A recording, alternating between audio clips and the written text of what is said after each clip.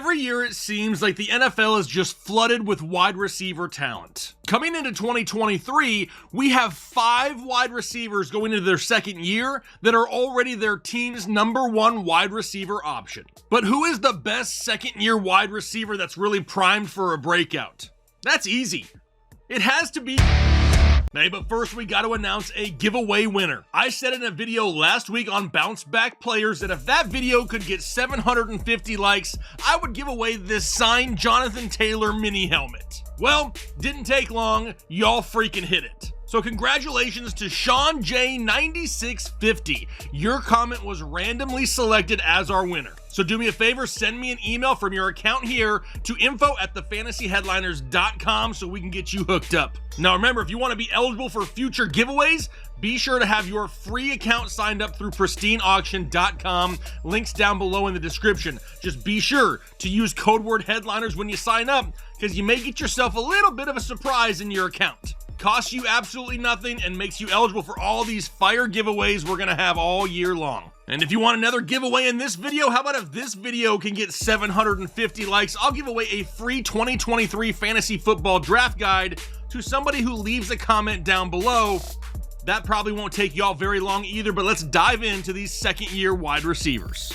And we're gonna quickly talk about 10 guys here today, and then at the end of the show, gonna put them in rankings and find out who is the best second-year wide receiver going into the 2023 season. The first one we're talking about has to be Garrett Wilson, right? Everybody and their mother is talking about Garrett Wilson, and deservedly so now that Aaron Rodgers is his quarterback. He's going to be inside the top 10 overall wide receivers when it comes for rankings for so many people, hint, probably mine included. But I've mentioned Garrett Wilson a lot this offseason, and I'm not going to sugarcoat it. He needs a huge season to finish inside the top 10 at the position. There are so many talented wide receivers that are putting up huge numbers, it's not overly easy to get inside the top 10. He's also in a spot where he really can't increase his volume very much, right? He got peppered with targets just last year, had 147 targets, top 10 among all wide receivers in the league, so he really can't get more volume. He just needs better volume, right? More quality targets. Obviously,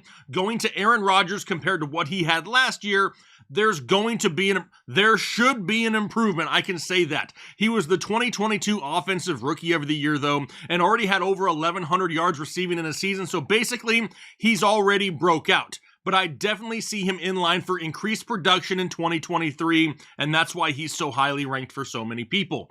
What about Chris Olave of the New Orleans Saints? And a lot of the same things that we said for Garrett Wilson can be said for Chris Olave as well, a new quarterback in town, right? An improved quarterback with Derek Carr. I don't care if you like him or you hate him, Derek Carr is better than Andy Dalton. And one of the areas of Derek Carr's game where he really excels is the deep ball. Chris Olave is a deep ball, big play wide receiver, so this is a match made in heaven. It's a beautiful thing. Plus, we have question marks about Alvin Kamara. Is he going to be suspended at some point? What about Michael Thomas? Can he actually play a full year? Because he hasn't done anything since like 2019. But he's also another one of these wide receivers that may not be in line for a huge increase in production. He had 119 targets just last season. Now, sure, he could also benefit for some more quality volume. Definitely going to be an improvement in the quality of targets that he sees this year, and he's definitely one of those wide receivers that I have pegged to break out in 2023. A huge increase in volume?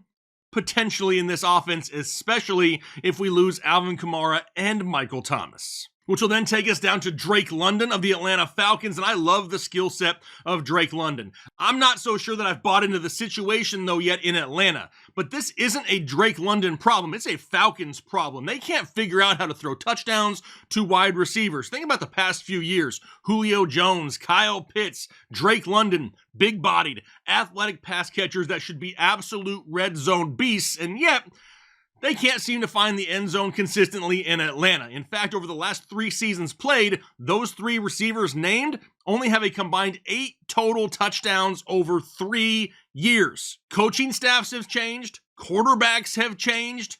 What hasn't changed is the increase in passing touchdowns, and that is very worrisome. Now we add in the fact that Atlanta has a top offensive line, a crazy good backfield with Bijan Robinson and Tyler Algier. Kyle Pitts is back and healthy, and we have a young quarterback in Desmond Ridder who is going into the first offseason of his career knowing he's going to be the starter. Now we can all make assumptions here. We all assume that some of these guys are going to have some pretty good games in Atlanta.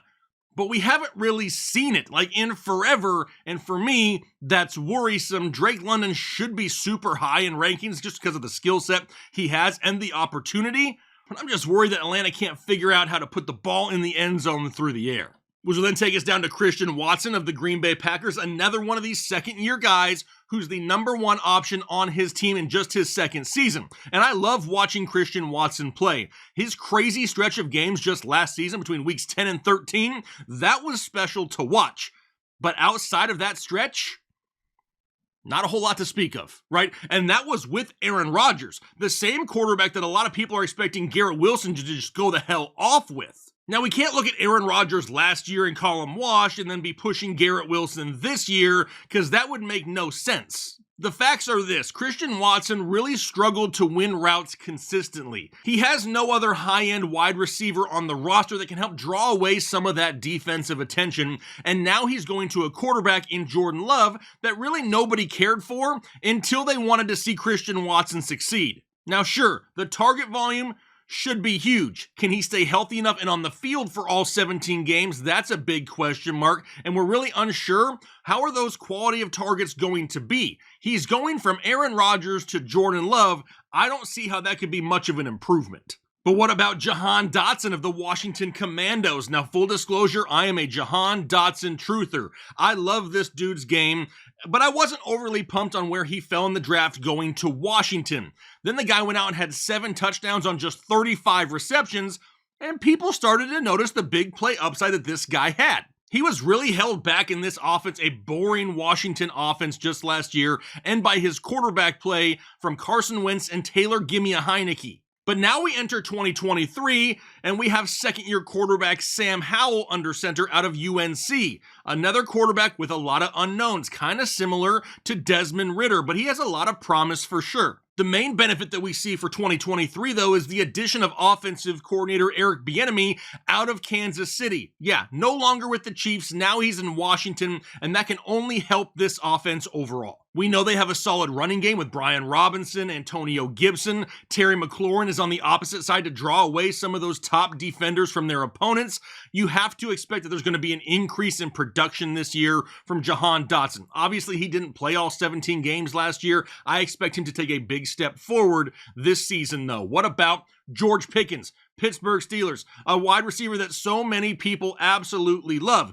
If George Pickens could get the target share of a Garrett Wilson or Chris Olave, this dude may be on the top of my list if I'm being completely honest. The problem is he's probably not going to. He's in an offense with Deontay Johnson, Allen Robinson, the Muth, even a young wide receiver that a lot of people don't know about, Calvin Austin. A lot of people think he could have a bigger role in this offense here as well. And it's still the Steelers. They improved their offensive line because they want to run the ball with Najee Harris and Jaylen Warren. Now, I do expect second-year quarterback Kenny Pickett to take a step forward in this offense and really be able to spread the ball around a little bit more. But does that mean that we see consistent big-time volume going the way of George Pickens? With all of the options in this offense, I don't know if we see that. I do think we see some occasional crazy catches like we saw just last season. Do we see them every single week for big numbers? Probably not. Which will then take us to Jameson Williams of the Detroit Lions, and another wide receiver that I was so looking forward to in 2023, but I guess I'm going to have to wait till like week 7 or so to see it. And more than likely, that's probably going to tank his overall season production, making him probably not finish as high as he would have if he played all 17 games. But for the record, I hate this deal that's going on with Jameson Williams. The bet he made was legal.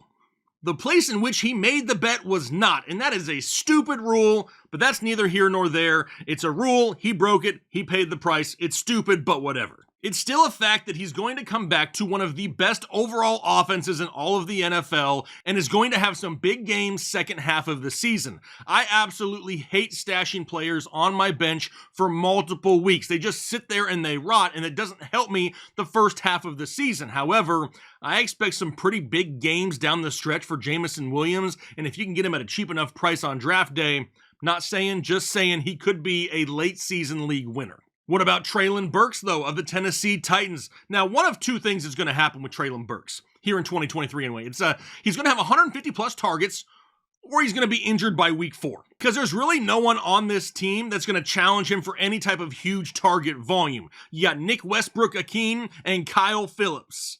Yeah, no. I mean, Burks is about to be peppered with targets. Now, we can also say at some point this season, we may see a quarterback change. Is it Ryan Tannehill all season long? Or at some point, do they go to Will Levis? Regardless, I don't think it really affects Treylon Burks much, if at all. We've seen Ryan Tannehill go down the field before to Treylon Burks just last season, and Will Levis is a strong-arm quarterback that can put the ball down there just as good. But this isn't some high-powered passing offense where he's going to get a ton of touchdown opportunities. This is still the Tennessee Titans, and the offense still runs through Derrick Henry. But with all that being said, if this dude can get in the neighborhood of 140 targets, watch out. He's going to exceed a lot of expectations in 2023. But that'll move us on to Skyy Moore of the Kansas City Chiefs. Do you remember all the hype from outside of Headliner Nation just last season about Skyy Moore? Everyone was talking this dude up like he was going to be Randy Moss 2.0 in Kansas City. Well, it was a year early because we know that Andy Reid doesn't overly rely on rookies in big roles unless he absolutely has to. Well, Juju Smith-Schuster is gone, Mecole Hardman is gone, and everyone out there is talking about rookie wide receiver Rashee Rice when we should be talking about second-year wide receiver Skyy Moore. Rashee Rice is going to be an injury away from really having a bigger role in this offense, but that could happen, right? And we know Kadarius Toney is ahead of him on the depth chart, and he's kind of been known to get hurt a time or two. But he's also competing with Justin Ross, another name that a lot of people forgot about out of Clemson, been dealing with a ton of major injuries. Do we see him on the field at some point? Skyy Moore is slated to be the weekly slot guy in a Patrick Mahomes-led offense. Kind of picture last year's offense where Juju was at, but give Juju more playmaking ability, and that's what we can expect from Skyy Moore in 2023. Now, obviously, Kelce is option 1 in this offense, but option 2 is really up for grabs, and Skyy Moore is going to have a nice chance at claiming that title, and is definitely a wide receiver that I am looking at a lot in drafts this season.